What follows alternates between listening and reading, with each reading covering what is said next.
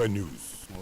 Yama yetiafo nyina dwo yama mo nyina kwaba edeba Oyerepa 100.7 FM eswa nonsia de atosom yenu abo ebra so sansam ahodo a ensam trofo kokrom yetisi mu ye computer pi yaba bewie won patrapa wo trofo atro samufo asemu a ebra so sa sonfo miensa yesi nkonwan ye wa botre se class 1 teacher ye den sam no besom se anwumre no sia ekase ebo yen social media handles Facebook no so Oyerepa radio sadanso ana Mfanteman radio kaseboy won ma fa bi etopeten won finfire mantemu a ensam wa ye de nam no edroso de bedi mu akutini bi ene se Penning Power no ana Ghana Water Company Limited wada no engineer Adam Mutawakilu wadi atodwa se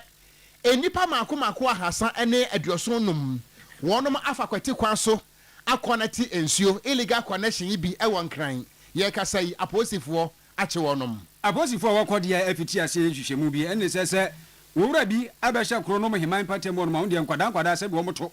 ene wo bugum se ya emu nkomo ewa ha inimpa esia bi wono ho akokadwem ewo keme koto na ne nyina ende wa akototo wura egu paduma nei sisi gade so wono pechi wo no wona ka nyina senji bia ma yerika sei nimpa esia ni nyinara asam ne bo abon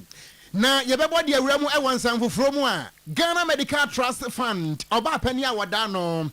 ye maame adwoa obobia dakon poku ade atodwa se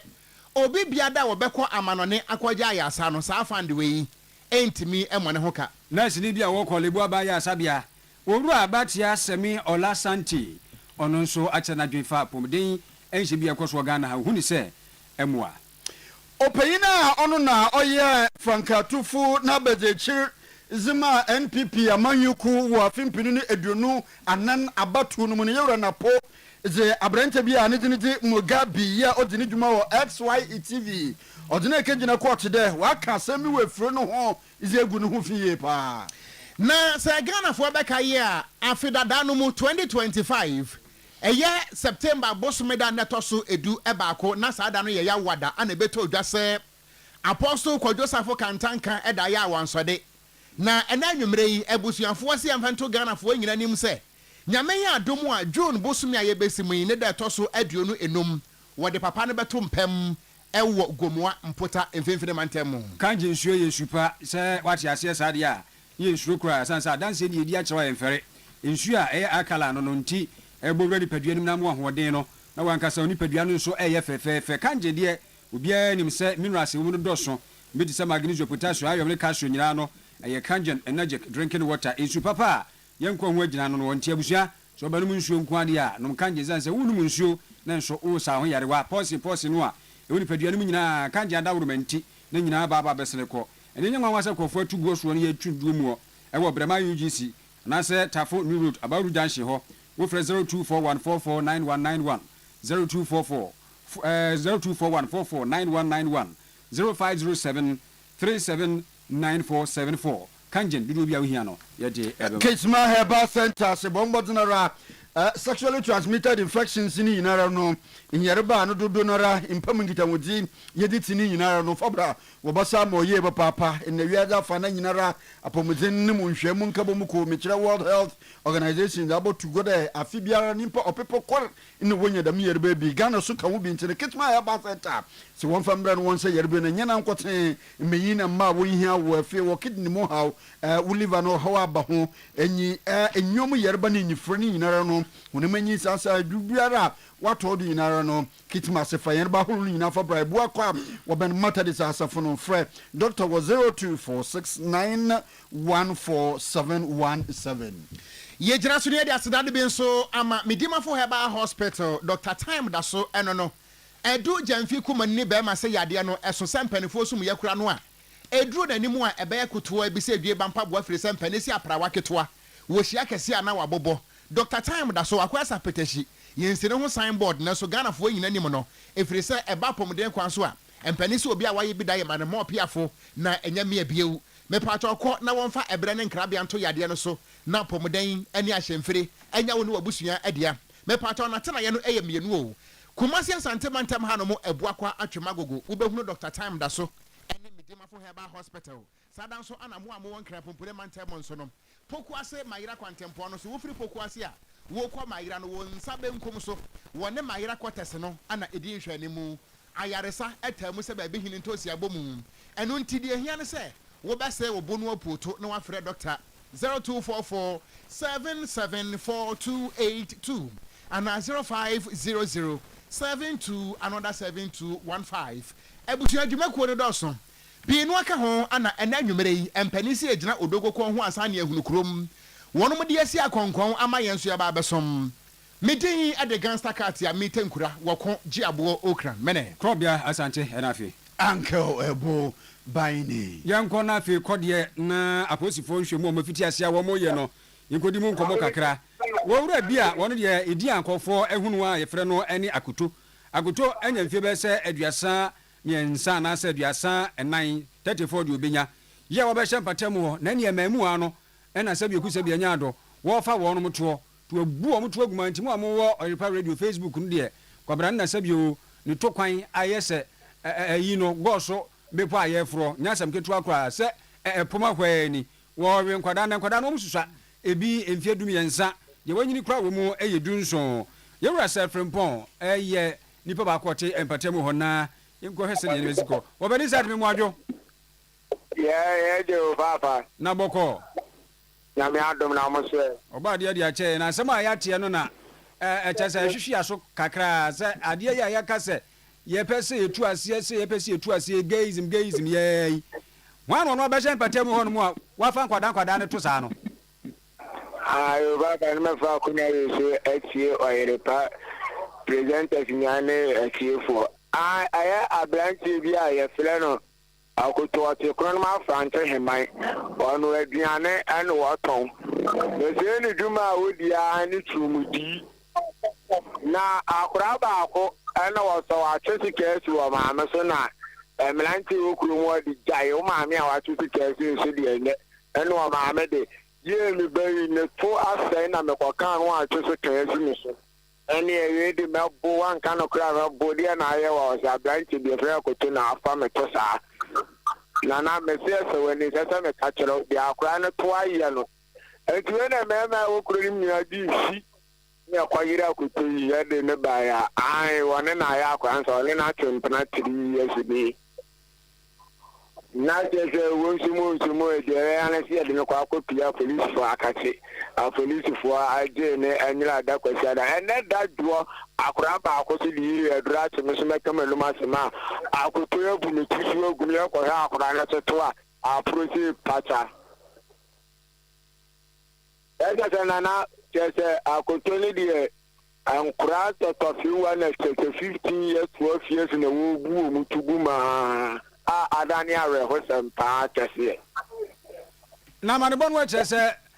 motimi akan mantie no anase enkwada no nya be se aduonu eye 20 boys womo a na ye no ma yomu ti sa akoto no aye womo sa anase kwa be na mfa so amu huye wale de waton aduane ni ntino enkura ne kogu na aduane no ho wie twuma ko wie tutade ne ye de nim se wo tele enkura aduane ye se abra bobone a no wo chire wo mono no nti se wo ma wo bi 1 cedi 2 cedi na de ye ne saade ene de wo no mo akura ne akoto ni nsem ba ye de nim so wo bo ankura no se no wo chire wo ma akire bone sese no akodi aposi fo nsem ankasa na sese wadwane sese aya kene nkasa polisi fo akura beli no ni paboni ni se ye si abeli ebebe no mo chire na sabre o ma beli no anyela da anyela kwasi ada yate enti enkwada yi asabro ma yi o mani mo usuafo sese o mabusi afo no akwa ba akodi ano fayo ko o ma me ko police station one man no so ya mo yes one fan ko hospital anti so ono o wona ba ni nchen hospital ya akora ni gina wa nu otu asho gina wa nu otu asho ate yemfa wonsi na yebedi nkoma chiri wai yo yadase ya friend self frempon ene ne di nkomo no nti akoto na nimfoni eda ho no ye waye nkwada no saa no otwan aduane ti nkwada no kogu no so a mafo firi se bia wo boa nkwada no anaso no mu ye adwuma se wo buo mutugum nkwada no tum se be ayesbe pacha ha dwen sɛ paa so obɛtumi kura yimire kuma no ne asɛm yɛntoa so miɛnto anwummerɛ ne ɔsia kaseɛbɔ no ɛso yɛka wo sɛ yɛde fra asante mantam mu bɔfotene baako a ɛtifi ɛpuoyɛ atɔyɛ ne anafoɔ anwummerɛ obi yɛdi ayaw Oyerepa wɔ ha ne akyiripɔ ɛnso ɛsoɔ na yɛse nkonnwa yi ɛntɔ nkɔpem sɛ nɔnso bɛbɔ no deɛ yɛde ahobraseɛ ne abotrɛ ana ɛnso mo Ghana fana baabi biada sɛ akoyɛ sɛ obi a ntontom asi ne ntɔhwɛ ho no yɛmfa gidigidi nko no woku no asɛm aba miɛnto akaseɛbɔ no so na yɛnkɔ ɛnkra pompore mantam no emu a na pani kwankyerɛfoɔ a wɔno ana wɔda Ghana Water Company Limited wɔda no ɛyɛ engineer Adam Mutawakilo wɔde ato dwa sɛ ɛnkra mantam no mu no enipa maako ahasa ne aduoso num 375 Ghanafoɔ ana kyerɛ sɛ wɔn nam kwati kwan soɔ illegal connection yi bi ana nsuo no wɔn mu buo de ko wɔn mmiamia ahodoɔ a ɛnam so ama Ghana abɔ kasusuro 16 million Ghana cedis ana kyerɛ sɛ illegal connection ti no Ghana abɔ saa kai wɔde sansɛm go nyinaa to dwa wabra wɔkɔ inspection na wɔpɛni kasa na wɔkyerɛ mu ɛsɛ saa deɛ no a ɛkɔ so no ɛha adwen nanso no ɛmpɛni sisa woto pɛmpɛ mu a woto kuro ana sɛ ɛdigya wo so ane yɛde asoa wo ɛno nti wɔnam saa kwati kwan no so ɛma yɛkasa yi 3 million Ghana cedis mpanifoɔ nsa timi aka ɛde afiri wɔn a ɛfa akwati kwan ɛtwe nsuo no ɛde kɔ wɔn fie no hɔ na wɔde ato dwa sɛ wɔn mu aka no nso wɔkan ne nsa baako mmienu mmiɛnsa ɛneɛ mmiɛnsa no so na sɛ wa wɔmɛtua sɛ sika no fama mpanifoɔ no wɔpɛn ti bɛyɛ apolisifoɔ dea wɔde ato national security ana afei nso no Ghana Water Company Limited mmeranteɛ anim sɛ obi biada a mobɛkye no sɛ wɔyɛ illegal connection no montwe ne sport a ɛmfa ne kɔn ho na Ghana mmara ɛne no ni. So far they've made significant progress. We've identified about over 375 customers who have done illegal connection. Only in Accra. From August to date, over 375.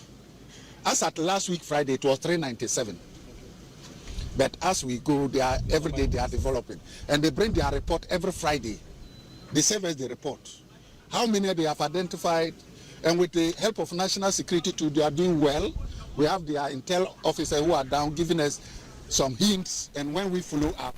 they are really true. So I want to thank the National Security Coordinator for the good collaboration between Ghana Water Limited and his office. And we are grateful for the total support he has for us. So what action is being taken against these people? One is for them to come and pay the outstanding. If you are not willing to pay, then court process starts. They will take you off from benefiting from the water until all liabilities are settled. And we have been able to accrue about 16 million Ghana cedis, and so far recovered about 3.7 million cash. So we monitor it weekly. Na ebusua yewra Adam Mutawakilo esa to aso ese wohwa illegal connection no ekɔ so no a mia ahodo bi te se pram bechile ene afienya ene mpotam ahodo ni nyina ana wɔn mo edi bɔne ete saa na ne nyina no ene se transmission lines ya efiri pon water treatment plant ho ekɔ akɔpem tema booster station no ase ɛho aliki eno ntino ɔmanfo no de asase anya nwam ana kyerɛ sɛ nam kwate kwan so a sɛ wɔtwe kwa nie na osusu sɛ wobu akonta no a 40% wɔ ha mo bupan aduanan deɛ wɔ manfoɔ no atwe de kɔ na wɔtirem sɛ nam so ma yɛ kasa mpanifoɔ ahwɛ ama wɔn mo de cables foforɔ koraa ɛne pipelines ahodoɔ a ɛno deɛ ɛdene se na tweta wɔn mo de kɔhyehyɛ mu sɛ da bɛyɛ akorɔmfoɔ mpo ɛntimi nkonko wia emu nsɛm nie. And realize that the 3 lines from Pong to Tema Booster is where we have issues, because when we take the regional land revenue water, there are 2 regions that we have very high, Tema and Accra West. So investigation was done, and we realized that the main transmission line, which is one of them, which is the metal one, is 21-inch transmission line, has a lot of leakages, and that is what we visited today. So since March, we instructed the central workshop to fabricate the 25-inch, the 42-inch, for us to replace all the weak points. And that is what you can see that is progressing steadily. It is my hope that when we release the final tranche, and as I did indicate, I have to follow up to make sure the first tranche of money are received. Any ayeti ye penny kwancherefo awono ana Ghana Water Company Limited wabiano engineer Adam Mutawakilu ana wode sansem we nyina no etudwa enyimpa esia bi wono ho akadwem madam abira yerika sei wade hon ekegyina asanji bia ma ende otemuafo etina egwom tutu honano no asem na egbo abo hon yie papa na wo in the day prempe assembly district court no oyaja KM Michel Kumasi Metropolitan Assembly ena in the day no sizigard fa wo mu ni akwadubofo wate enyimpa sei wate hon ko gina ho na kwadu ni de sizigard fun wo likyerema enyimpa esien ya yereka wona asemi wasor oye anopa dakor nunumu impem ena wokototo oye bola wate gu oye otumfo runabout ya iwemu ewo Kumasi kropon na kro ni finfin pe ena na wototo bola wate gu nisa sunti sizigard fo wo so ho ni penchira indei wate hon ekegyina oye asendibia nono ena otemuafo a ena otegom he worship Deborah Jewa Donko ochiremde in the day no oye 100 penalty unit no na chede ebotum akadem in the form konkonkonko edu another in the ebotum etua oye apopico nature henu mechire 1200 Ghana cedis in the day ni nara awode etua osane de kotero tutu hona no nyimpa sin nyinara wogi tumde so kwadu a wode bo ho no wogi mufo ono sesunti na obadam na owura year efia kunadu ye kasamafo ewo oye Kumasi Metropolitan Assembly in order to go there the nyimpa sin ni mu enuma je sika ina odado a wotua ono no wontum nke de fiase no wetum wetua emande woni ti so na mmom ka nyimpa kura wontum wontua sika no pay be amount 530 ko 6 ye metro gas and I for say okay me I say ele ambush na ye pese ye she nkofukun a ya brano modi nra e be hu otun for run about na e hono e na ye pe be bi gina ye e na ye hu say ni pepo mi nsia bi e ma miensa mema miensa omode bola e so omode se a mo betu ebu e wo otun for run about na ye tax force no etumi eche we ata gem fee of 55 years Memuna Ishao, on 24 years. Your Marco Veronica, on 31 years. And Mariama Idrisu, on 64 years. I work with Joe Amos, 37 years. And I been at Sakra 25 years. Now, in Sasso, so you don't call courts, a year court to private assembly hall. Or Penya, or Snedrum, manager, or Tedrum, a worship, Deborah Jiwa Donko, or Fine or Moon, a year 100 penalty units. Or share 100 penalty units, but could be a 12 cities. Nti se wo calculate na se nipa ba ku bia 8200 omuji tumu se obedi for omu ne di ewura no ekogu ho no na judge no so gina mara no so fine o mu owura yir efia kunadu ya kasamanfo Kumasi ikropon nyimu na wakyerem nyimpa sia wakoto nwura egu kar kwan ho a mekire otumfo runabout inde wo so ho ne pechi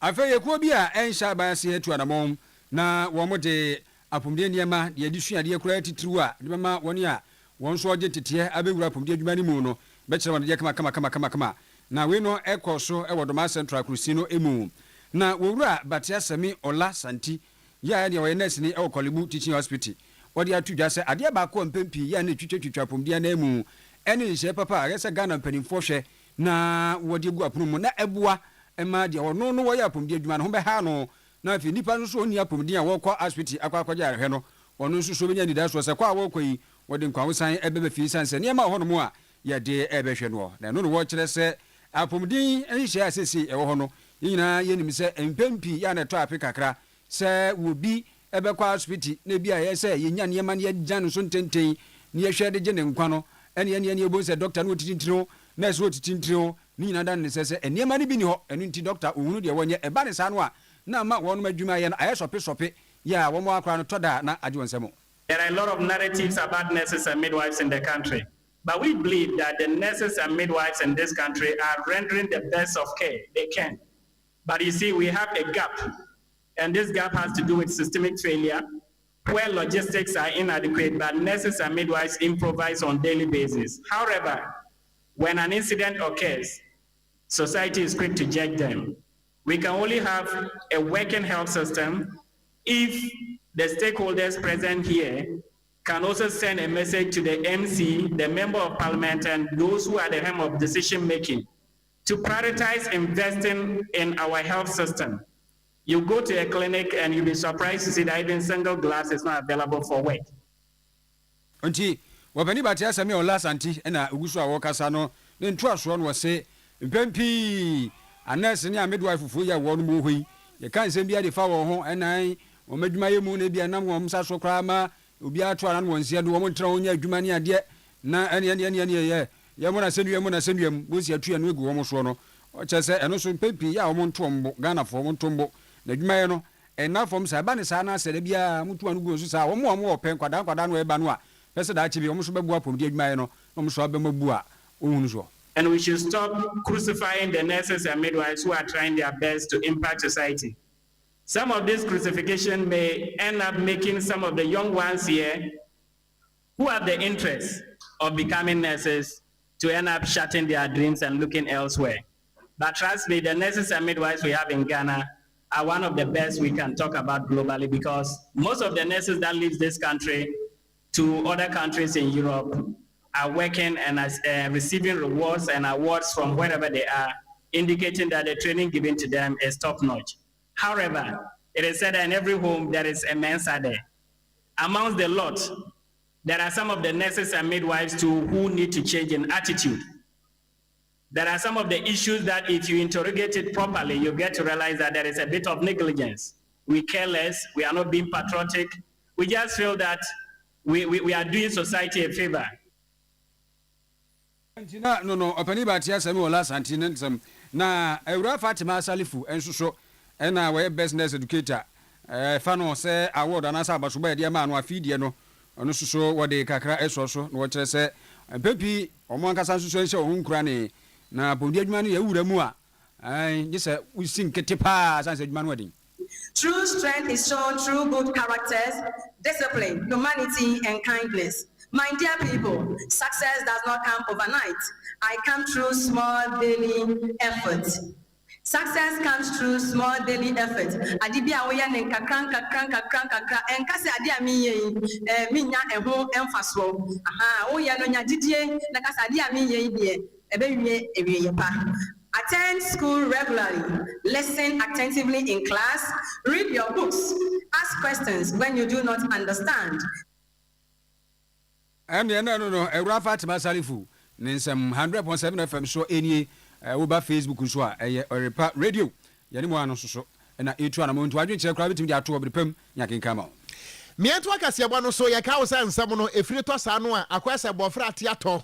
na ne ma no abo apete eno ntimanta makomako edunsia wono mu kirem se Oyerepa ye prekese Ghana do efiti ko tia yi ye body rankofo asum ewo ERPC ahodo mu information centers ahodo filling stations trot stations ne nyina no kasebo no mu de sa no manam a ye boso na yakoye nim mampani John Dramani Mahama enya atumi pe ana wasi da bi apomudi hia eno nti wode Mahama care aba na ye fa no Ghana Medical Trust Fund na wode ba ye pe boss afoto no ana wo boy ye maame adwoa obo bia da akupoku din se won konkoye penimpa ena sa trust fund no ano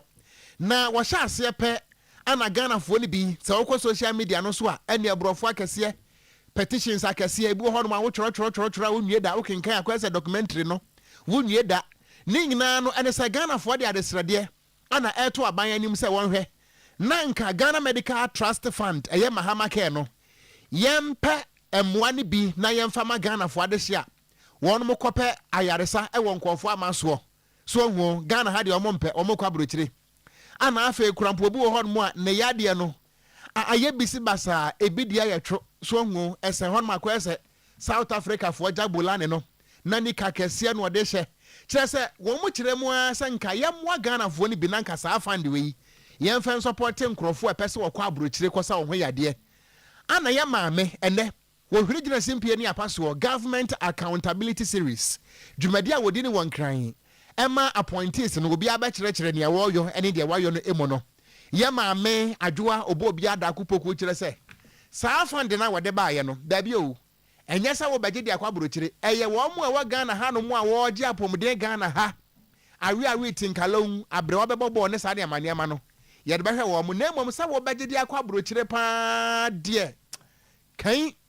ɛmfa. Many people want funding to go to India, to go to go abroad to get treatments. Let me announce here and now, we do not support any funding out of the borders of this country. So if you see many people tagging us on Facebook and all other networks and asking us to support a patient who wants to take a trip to India to get further treatment, please count the Ghana Medical Trust Fund out. Because that money that we spend on one patient to go to India for a treatment, we can use that for about 20 patients in country. Anything beyond the borders as stipulated in the Act is beyond us. Enti ye maame a wono ano ye administrator Emma Ghana Medical Trust Fund adwoa obo obi ada kupoku ano se sika ye beta biri dia ma kwabrane se wonfa nkwa burochire India, Pakistan, Afghanistan, Iraq se wonfa nkwa sa no ho yade no Kosovo ne Kanda ha no wogya to ho no mo ase beb ebetimi asa Ghana fo makoma ko be se aduonu nkwa e wo Ghana ha enu nti oto sensen ho no mo a pehu sika na wafa ko aburochire yanto aso opanyini ya orika sei enkan na ono na oda asoye a ohwe enyinamdo ewo omane ganem naraso na fimpinu ne edunu anan aba yekotowi ogina mede franka tunyi abajechir ezima NPP osun kokroko amanyuko no mekira yewura Dr. Matthew Opoku Prempe ya dodo nara efrane napo damabe ya yerika sei oze abrante bia ne de salifu mase dodo na frano Mugabi mase ya oye juma ewo XYZ Broadcasting Limited da in the day no za oze aboto oye court batan nyim no se inne ojimu nkunyima 20 million Ghana cedis opp oye eduonu oye Ghana in the sikemu court nyima ne ye papa opanyin le chirem de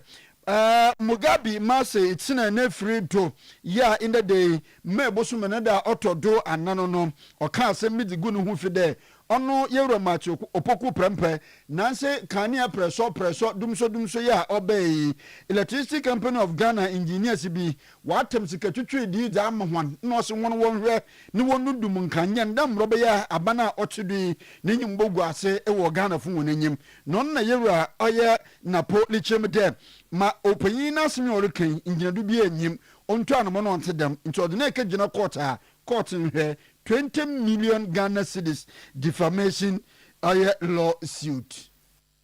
The person me both video no na wa uti mu nsem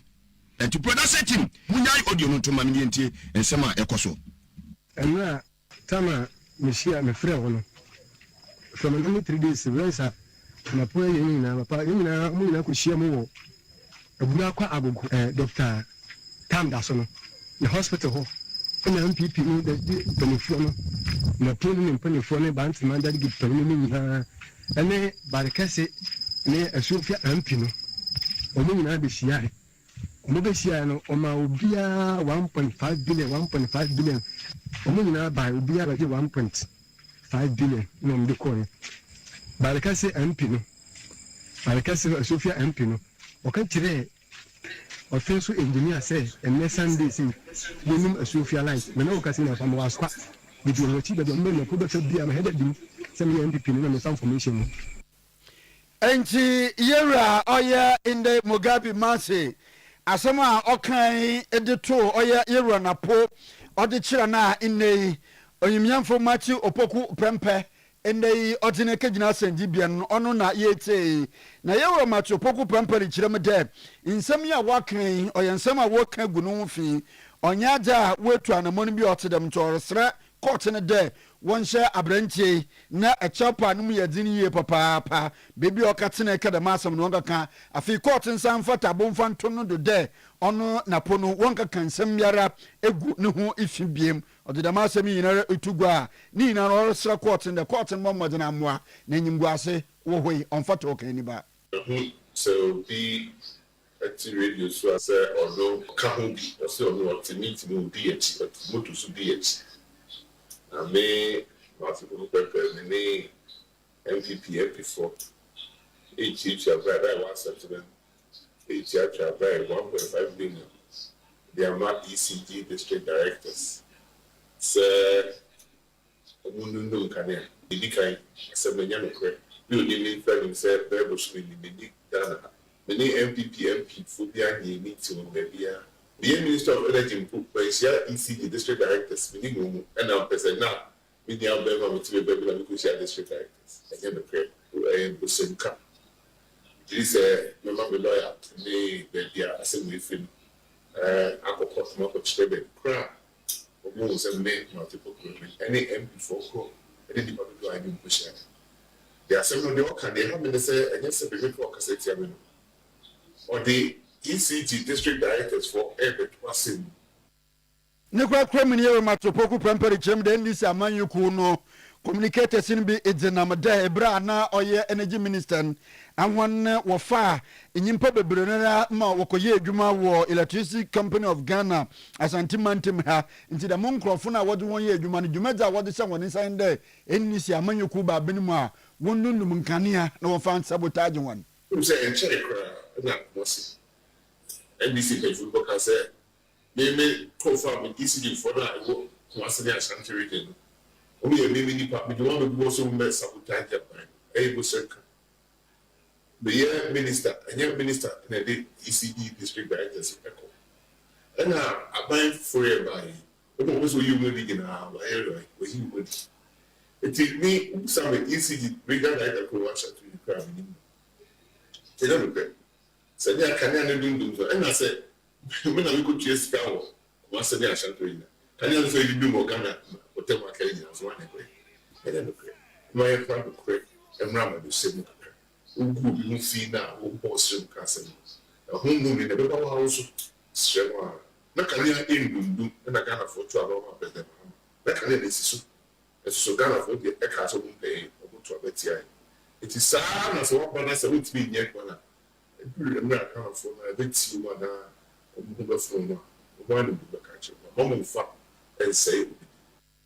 Engineer Oya Dr. Matthew Opoku Prempe na po nindine yeti de olichense mumu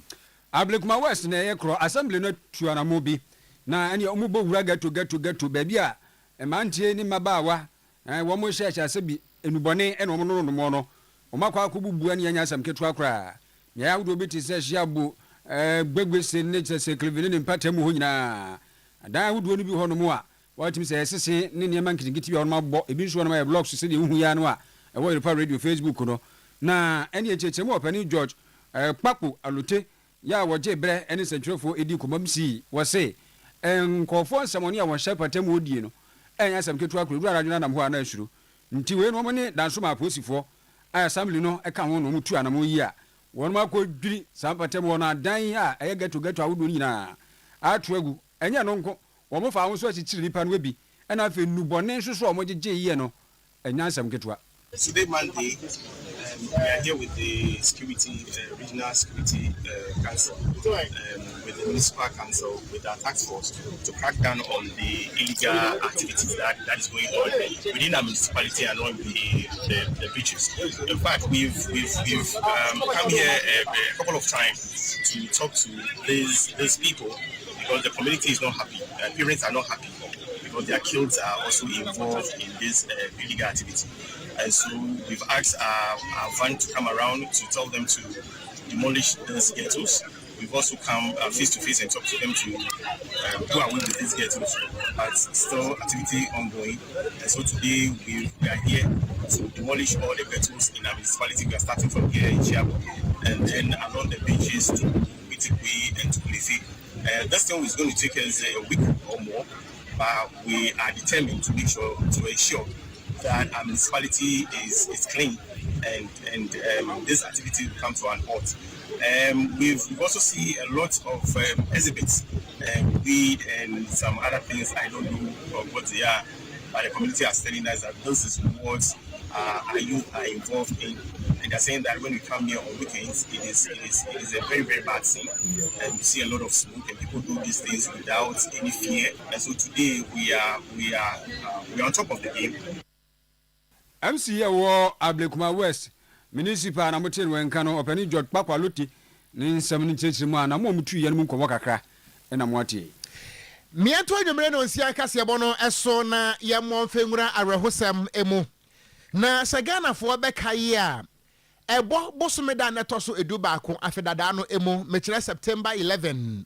2025 nasada no ya wada woman Ghana yanka bia nsem ne eti se dupon etutu yetietie mu ana kire se wopani a wono ana kire se no woye founder kofarbai Emma Christ anase Christo Association Apostle Kojo Safo Kantanka was say African star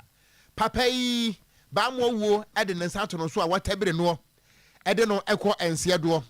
na papai ewu ye ekwafe akire din yenti temi yenti jame bia na ene empanifo de abeto dwa ese nyame ya domu a June bosomi a ye ba besimu yi ne de toso aduonu enum 25th June afi mono wode papai beto mpem ewo gomwa mpota na wode ne to mpem tabiri ne kosie ni wie a wo begina so na waye yie no na aya na empene sisa wo pesomna so nkomo atia yensan abo akokoseche ho abusua no opani a okasa de ma wonom aya na nakwa bena kakare wo kire mu ese aduana adehye abusua wonom ewo bekwai asuminya asante mantem ha wonom nyina ka ba kire mu santampe homa wonsam trofo nhia mu ase ana oma kyekira to na no se womra na wo meka nkira Ghana fo nyina se nyame ya adomu a June bosom de toso aduonu enum no Apostle Kojo Safo Kantanka ya de bato empem ewo gomu ampota mfimfiri mantem na gomu ampota ho no ana ne factory kese no baabi ana wo hyehyɛ ne cars ne ade no ɛhɔ na ne nyinaa ɛwɔ na ebusapa ne kyerɛ sɛ ɛyɛ na neje pa sɛ papa wuye ebusua ne ante sɛ mu akyɛ mienu sɛ ne bi si nansen no ɛno ntine Ghana fo nyina mu ntie ne yie sɛ mote sɛ obi abɛka date foforo bi asa nipa no kyerɛ sɛ wo di ntro ɛno nti de abusua na ka no saa pepepe na tie foforo bi ama bio aduana kotoko agyehibusua ɛwɔ asumia santiman so si yɛmfanto ɔmanfo nyinaa nim sɛ wɔn dehyeɛ onyankopɔn onua bɛɛma wɔn papa wɔba otwa na ne hwɛ dan Apostle Dr. Kojo Safo aya ohumabo bosome ida etoso aduonum ana yɛbɛpɛ baabi ɛde natoɔ ɛyɛ June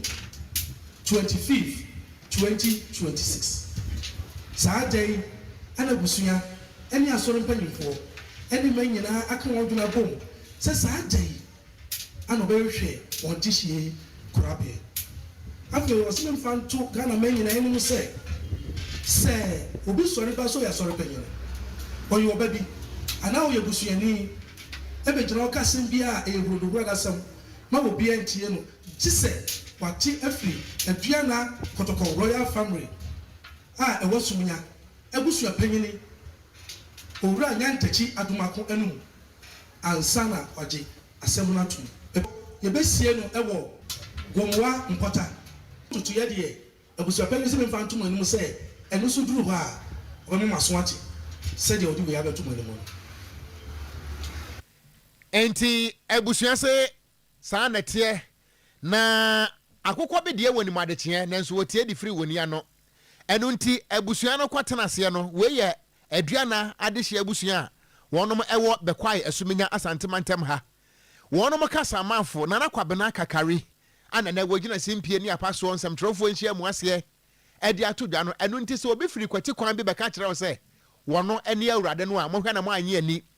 25th June ana papa yɛ no bɛto mpɛm ɛwɔ gomu ampota na nano ansi hɔ no mo awo wɔsa kyerɛ mu sɛ ɛyɛ abusua no ɛne Apostle Kojo Safo ne ma wɔgya wɔnom wɔkyire wɔnom nyinaa te asomdwem ɛno nti abusua no nyinaa ɛne ɛma no ne ka bɔ mu a wɔtena aseɛ ɛhyehyɛ yɛ sɛ date wei na ɛbɛboa yɛn ɛno nti wɔkyena bi sɛ motete wɔ social media no so anaa baabi biada na obi kasa han Apostle Kojo Safo wuyɛ no n'akyiri ayɛ hwanyanya wɔkyerɛm sɛ gya nokorɛ abusua no ntiaseɛ nka bɔ mu ɛwɔ mu a wɔdi wɔn kɔ yi ɛne hɔ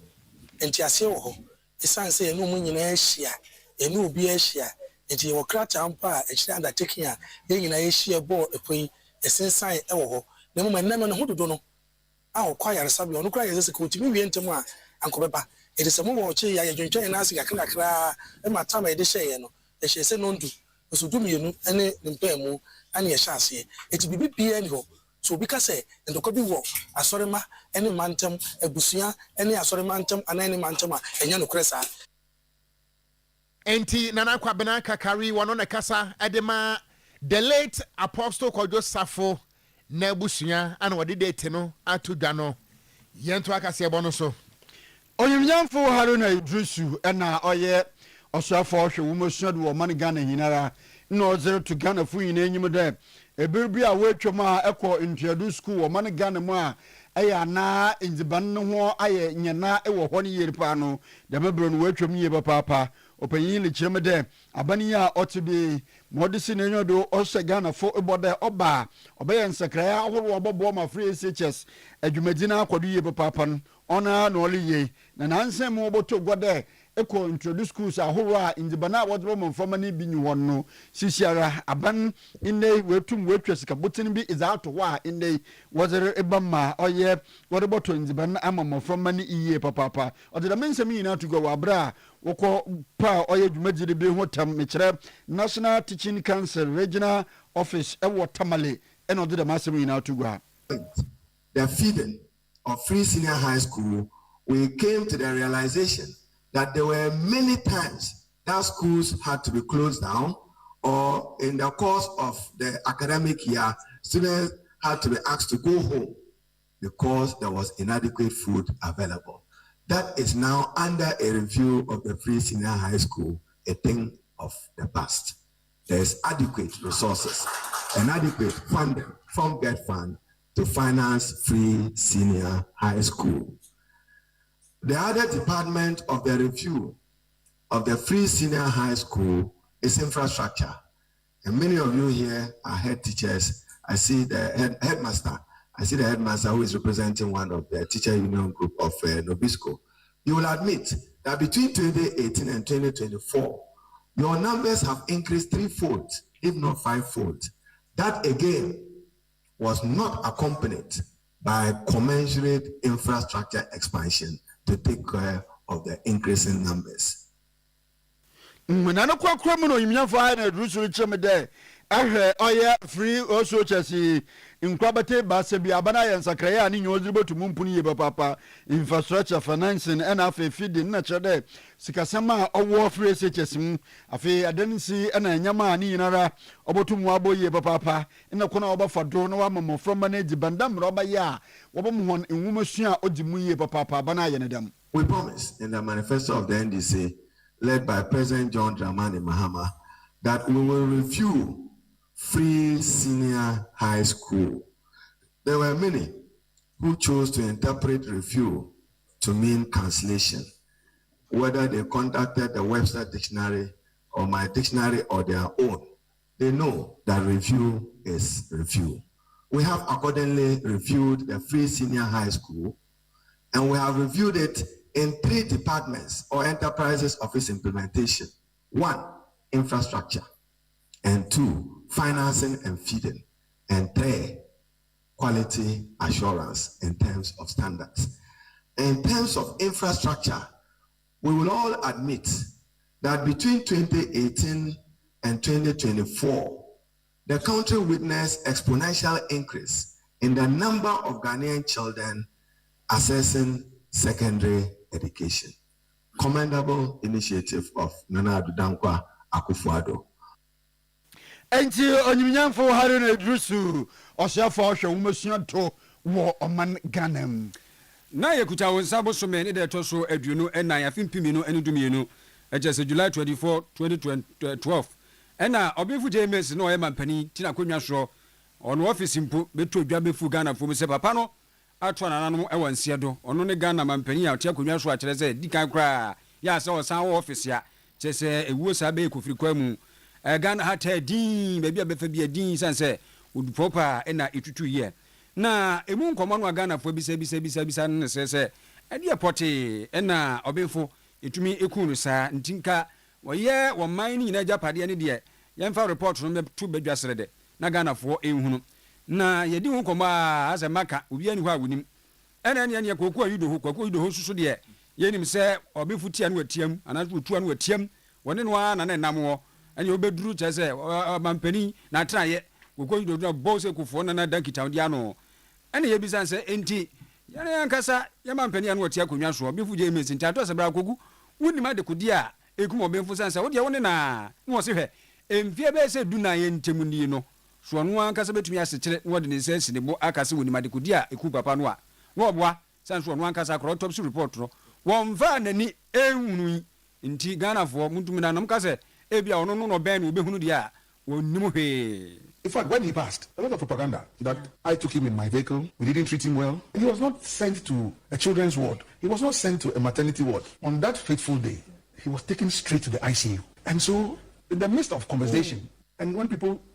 attribute all kinds of things to you, and for me, I'm like, even the autopsy reports, I've not seen it. I don't know. So if you ask me today, after 14 years, I don't know what exactly killed the president. I don't know. I've never known. Because I've not seen any autopsy report. And when I say this, I'm only speaking to facts. I saw the lifeless body, yes, were there. And one of the things that I remember the lead physician tell us when he came and said, look, it's okay to cry. I mean, why not? But let him go and rest. To quote him, the president had defied medical science for more than 8 years. So cry all you want, but allow him to go and rest. Enti koko ido ena ugusua wo kasa no. Na esi kokuna onse mampani kura satam otu kwan ho bebi wo ba airport wo hurihuri ase wo tumiri kaka na Ghana fo kasa obefo kura won tiapo na ede na wo afra rupire no ba besie na se mo na mo piapia no sa papa no wo hurihuri enche Ghana fo sa se apomde no CPC ta gogo indo se enye no kure sanse papa no anu free lipim eye sa de no bia ni ho ya wo ko piapia no asa mo ko fa adwen se obemfo AC fo mo a won che da hurihuri ma Ghana fo hunu se bia na apomde sa tam no in CPC ta wasinya no kure sa. To the last medical checkup we went, when he came back and he jogged on the tarmac, that one to say I'm the one who made him jog. It wasn't me. He surprised all of us. But you see, when the event happens and you reel back, then you can now say, he must have known something and he was doing something. So that when he's no more.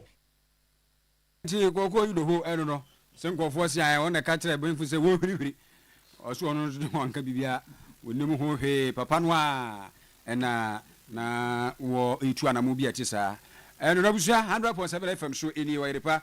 efiri nyame efiri nyankopon de ane yeto aso na wiase mpane se wo pere wo nko a woti ewo woko animu a yegya wa manfo so eno nti ensam no yedi firi Oyerepa FM studios etofo mu a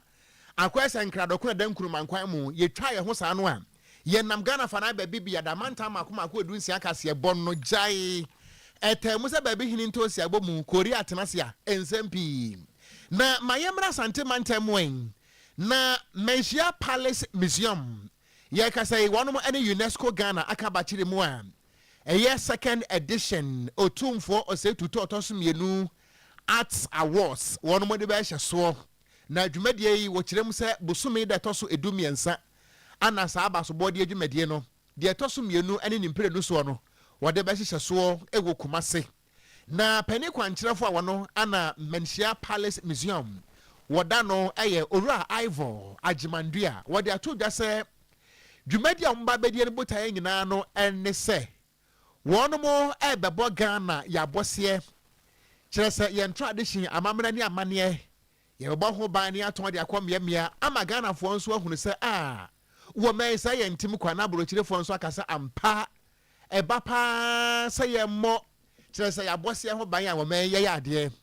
na dwumadie no de di nkan 2025 no emu ana wono mo hye so na artist maako ahenum ana kire so wono mo eba bie a kire say emu edu mpanifo bo maba so adwuma pa wo mo ayenti na mpanisi obi a waye bidai ma ne mo opiafo na nyame ebiewu enu nti owura Ivor Agimandua ekire mu se enipa maako bese miensa ana ye bebo wo mabaso eka nipa nwotwe eho na wono eye foreigners wo kase ne mu nsem ne. Last year we had about 500 people attending. Individuals, organizations, and we gave the first 10 to very distinguished artists, post-colonial Ghanaian artists who shaped what art forms the current generation of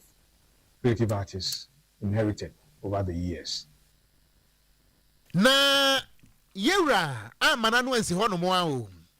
wokyire mu esese wumfo do so a wo ye ni nyina ana wiase no empanese sa wo pe wo bid nasi akonwa so se nankwa asehene a yensan aboa pete ho wokyire mu se womo a ye bebo womo abaso nyame ya adom a bosumi de toso edu emiensa no yewra Ibrahim Mahama wosikani a wodi sikato mprada na wawayem ye papa yi wonom ebebo na baso bi. And when we made the announcement, it was also in their names that we did so. You will find the photos of these individuals selected. We are giving the prizes to Lariotu. We're giving it to Ibrahim Mahama. And two distinguished international curators, Julie Hodgson and Osebonsu. Enti ewiase mpanese se wo pe besensaka na waforosoro na wo twa se ntento fom dia ebeji to say enu ntanyame yadomanya me busumi de toso edumiensa ampaye a ebeje gr ewo mepacho kumase enti ani wei eyora wo say yanto aso enanye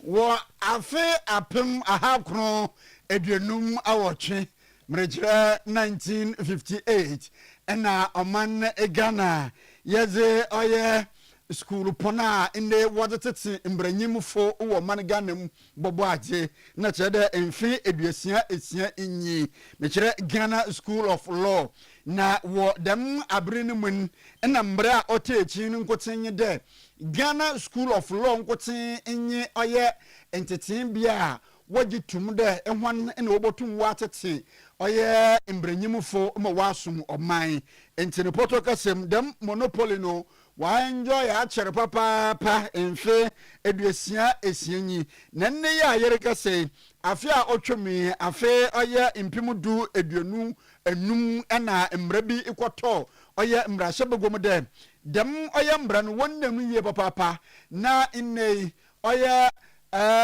mtuadu school ahoro anada in the school pona ahoro wo man Ghana mu nso no wonye dam no mutum bi osane de nyimpa ahoro wo man Ghana wo pede wonya nteten na wo baye mbranyim fu wo man mu wodoso ye papa na wo hye mbra no wie no yereka sei we kopo yo mampanyin His Excellency John Dramani Mahama na nyim ma yereka sei amampanyin de nsa ahase wie de yereka sei dam monopoly na Ghana School of Law wa enjoy ya na cheden kan wono nkoten ebekọ ekosua mbra wo baby school pon wo hemfa eti de sanka for one sana we tum no potokosin wa call into the bar na ne yerika se hure omampanyin Mahama de nsa ahase enti sukuru pon biara wo man Ghana owo akadze na owo inde insisi obotum wa aboa na watete Ghana mba ma wotum wa baye mbranyim fo no embra ma ho kwane se siara legal education and ensure the highest standards in terms of legal education, but also to open up the space, for more opportunity for education in Ghana. This particular act has been one that many aspiring lawyers have been looking up to. So it's been signed.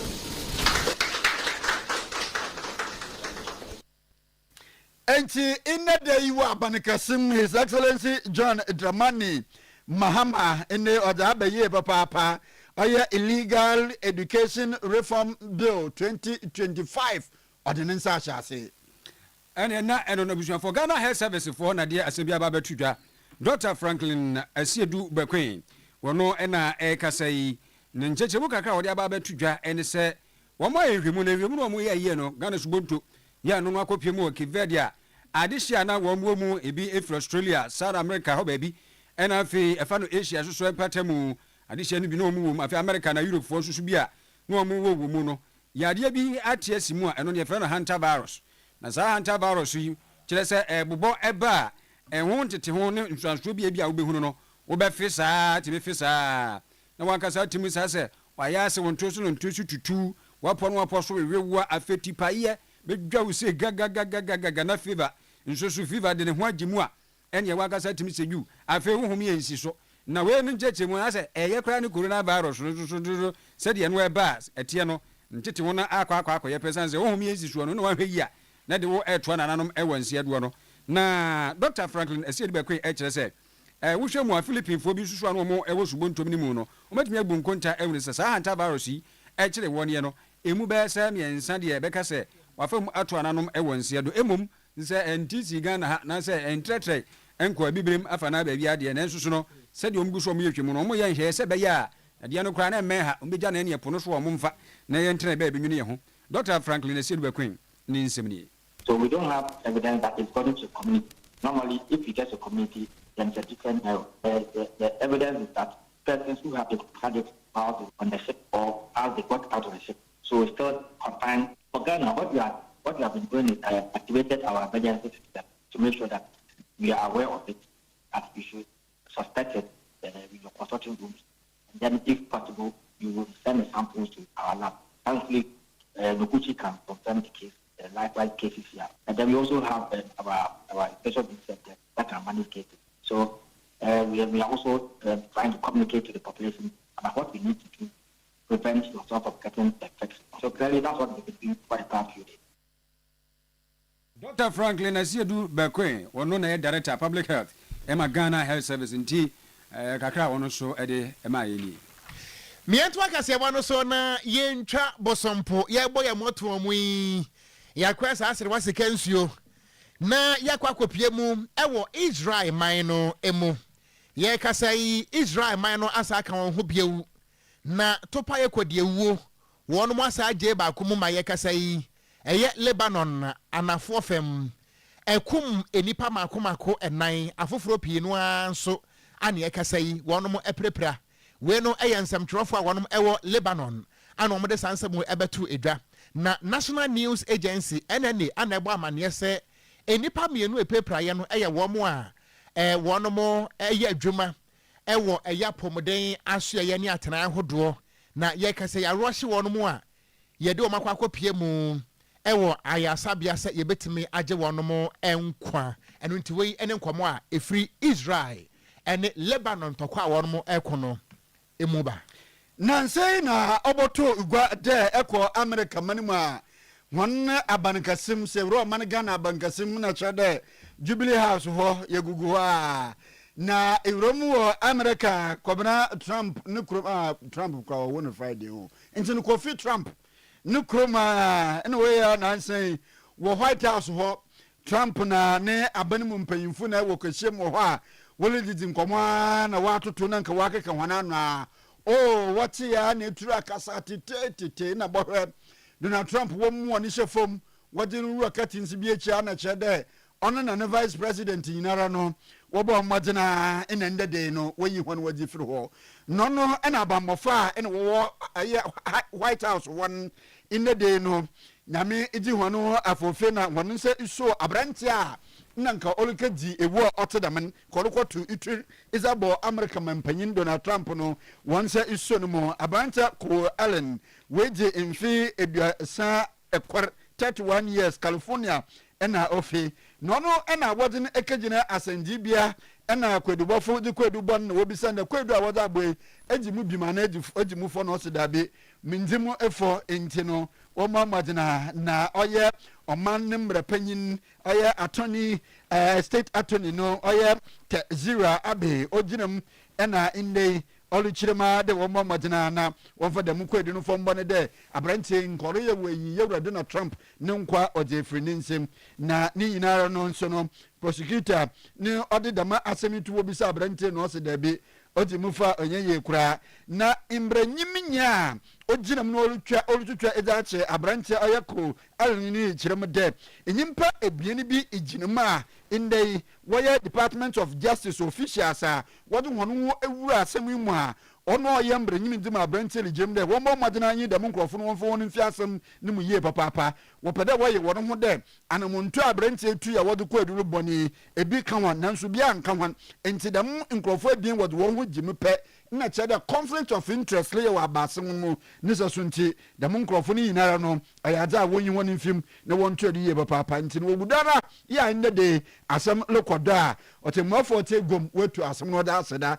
nti nkra anaa mangyebɔ a ɔfim a nnɛ sisi a yɛgyina di aberante a nkɔre wɔagye Donald Trump ne nkɔ afi ne nsɛm no ɛkwan a wɔdze no afa do enyen yara wina plus ni abusua okuani watu adi pa to bo asena man senka bi we no eniama pinu ani wo mu ebeboa ama wonfudie no no baye no aso se from nitrogen wo phosphorus ne potassium na ahye mu ma nti yara wina plus ukwa na wajibi esanse mpk papa bi so afra yara vita crop lift ba yo susuani we no kra de jai mpk ni bi wo mu ene kyese san ro ne ma bi te se zinc ne boron ne magnesium nyina eno nso so wode pete enobaye no so a eboa wutimi kura sa de fra agrochemical bia de gu enobaye no so ene emfa fra weedicide anasa herbicide ene emfa fra wiya no firi ode a bia timi sa de fra na wa bo se utwa no baye no a asuse doso yara mela activa yara bella sulfan ni na fagu enobaye bi te se ebro emo sogum ene kyese esere nuane no esere nuane no eno so wode fagu so na timi se yu ampa ekoyie keke ena yara liver nitrabol eno nso fetrasa eno no eboa wo ama vegetables no atosode ne koko kura nso no de ngusua tum se koyi pa yara liver na trouble ya pa 0556 583 085 0556 583 085 and as 0308 251 060 na nkomo come up enema yemfa divine mercy cosmetics in Canada trouble no bra emma bro ni nyesito oh emma bro nyesito divine mercy cosmetics and Eka cosmetics yen kan kire body lotions ahoro ma ka fa bia ba kale bia pa bia no wonsa ebeka nsemu na na da creams ahoro wodi ye nyim aye facial cream na facial gel so yo da ba ni nyina ahoro nyama nhia dem robe ba wure no onyini bebree na nso no da biara na waye moto da mo from ho na de no wodi siesie wo no ho do ye leather bags personality nyina divine mercy cosmetics is aba inde wodi nyama ahoro a wonyim lo twonchom krusa pimples na je gwonyim no nyama tuntum bia besi wonyim na wo wure no de nyina no divine mercy cosmetics aka fa dem nyama no bia alba wona woton konko tum ko won so wo to akoton no ni nyina obotum akwa dum Mrs. Anoche Plaza ye wo be na Alaska Star Enterprise fred 0553 457 200 ana afen so no oyaza fit you me part clinic se men kan cho de fa yerba horo ni nyinara fa badan honiye papa na inde yerba biaro ho de fi stroke man menyina wo hia wo fibroid diabetes high blood pressure menyina wo yembro wo mpom stomach or asthma mpom gitamudinu myebra arthritis ni yerba ni nyinara no mama mbodo nyinara hinba kokobi ni 18 num nyame ya adom adwo de kase memene da no pono nsen de ko se mbruno no mpem na fit homeopathic clinic wo di money duma 0244 583859 ina homatrofa ebotuma eza for faith ebusua de yadro so no we Roman ni amesre wa da tai waso yie pa titiriw ani ekuo no ana medem no ye ma ekuofo no obeti no wo da sani mo bro sanjo ye mi suma frɛ wo nyame defo emene wan monye so yi defo ama me kra ho atɔno a ama ma to bonsam na be wango Roman ti de mi yina ho ntase abusia weru a celebration of the feast of Our Lady of Fatima 2026 me pa cho ada dwumade yi ebekoso e wa mache bare na vigil night no eye busumi ne da to so edum yenu na kire se wachina ana dwumade no ehyaase e wo adankwa ama efiti anwumere no nson ekopem se duba ko bebo apamu anadwo no na omobe climax dwumade no nyina 13th May 2026 ewo penitential walk na fe ni nyina bekoso adankwa ama grotto eno nso efiti nonson anopa no ekopem nankono na exposition of the blessed sacrament ene bedwum kasachire bekoso na ne nyina nso Reverend Monsignor Anthony Anna Mary Amponsapoku eno nso anopa nankono kopem se nonkono bebo apa ho sima no aduanan enum Holy Rosary ene confession boneka bekoso 9:45 to 11 a.m. Anna Holy Mass eno nso no His Grace Most Reverend Gabriel Justice Anoche and also Anopano Watche Ekopim said Donko Ebaba Pemu Eriano. Now one by a fundraising or Becca one Sase Kakra na what they see Mission House and also fundraising because 1:30 to 3 p.m. and until what remu ese what on side the frame in every say and penises of amamen sofa and ma wahene na pakan emu eye ha pa and it was a come and experience the goodness of the Lord. Na when so obi epe chamber and hall self-contained me pacho santase me abitesa santase patase brother man da kwadwom TUC ahojo Atenga Junction Fanchenebra edwena se kromo ase agrekens ma me pacho efiewrafo monfrɛ saa number yen 0246 197 000 yempe agent bi anto frɛ number yi a wobɛda ase papa na wen so se wo pedan na no so aye chembe en ho sada ana ye pɛ no ye pɛ no be te se Abrepo Junction Boshan Ampame Abrepo Ankasa Bantama Asqua Stadium ahojo swame Tafo Tech Afon Kwanta Oforukrom Airport Runabout me pacho efiewrafo monfrɛ saa number yi na onyabia so hu nansan kan bia no ne mo aka monfrɛ 0557 255 542 afei de de kwakɔwie no ɛyɛ ayie ɛnkaibo owura yaw adaebu ama ɛdampam anaso wɔdafom na ɔte ne friend young man onyamfinhyia no de osia ɛnwɔtwe 68 years na wɔna wɔte na yipa soɔ barima safo twenebu akodua ɛyɛ kumawu man hene nana sewa amponsa ɛyɛ kumawu man hema bafo atatwenebu a ɛyɛ bɔdɔm ase hene wɔyɛ nifa hene ɛwɔ kumawu na nanom atran konwa ana aduane abusu apani yawda ko manu ɛnso ɛwɔ bɔdɔm ase ɔpani asamoa bɛko ɛwɔ kumawu papa ase ana ɔba apani abena dwuma ɛnso ɛwɔ bɔdɔm ase anuanom ɛyɛ adwoa kyerewa ɔwɔ bɔdɔm ase ama kokoa ɛwɔ USA Jesse Kodua ɛwɔ bɔdɔm ase ya owusu ɛwɔ Kumasi magazine na okunani ɛyɛ Ruth Jamfi Buama ɔwɔ USA ɛma ɛyɛ Ernestina Donko Buama ɔwɔ USA John Buama ɛwɔ USA Francis Buama ɛwɔ USA ana Christian Buama ɛnso ɛwɔ USA wɔne abusua nka yɛ nyina de awerɛhoɔ no wɔ so ne agyadwoɔ ana ɛsi adɔfoɔ agyanfoɔ ɛne Ghanafoɔ nyina sɛ wɔn mo papa wɔn mo kunu wɔn mo wɔfaase wɔn mo dehyeɛ wɔn mo bibia owura yaw adai Buama ɛdaeɛ a wɔnsɔre na yɛ no ho hyɛ ne sɛ na tie abusua kyerɛ sɛ nyame yɛ adom a memene da edi anim yi ɛyɛ kotonima bosume da tɔ so edu ensia ɛwɔ bɔdɔm ase efiti ahemache nɔnan kɔpem nondu na papa yi ɛda mpɛm na wɔkyerɛ sɛ ofiri hɔ nom a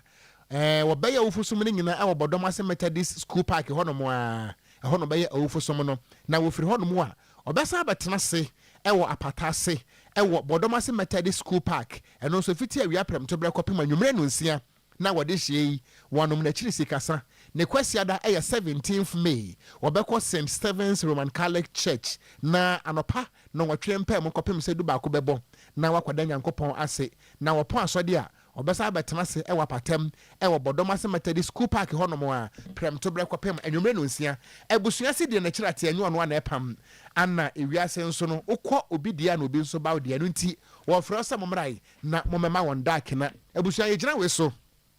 na ensam ahodoɔ no nyinaa yɛde brɛ wɔ sɛ nwummerɛ no osia kaseɛ bɔ ɛwɔ Oyerepa 100.7 FM ɛsoɔ no yɛde ne nyinaa bɛsi wɔ ha yɛmfa kaseɛ bɔ yi ho asedama owura Emmanuel Odro Korea wɔn sɛ mu ɛma yɛn Jimmy Cliff ɛyɛ executive producer Server Room for nso yɛda mo ase Papa Sly Joe Bismarck ana Owuraku Senior Archie ana Paul yɛda mo ase papa samudi ekɔ Facebook no ɛsoɔ na studios ha nso wɔn apiapia mfidie ne ma yɛn ɛyɛ Nana Yaw Pepra sɛ wɔbɛkɔ Joa Main School of Law na ɛda wabɛyɛ adwuma pro bono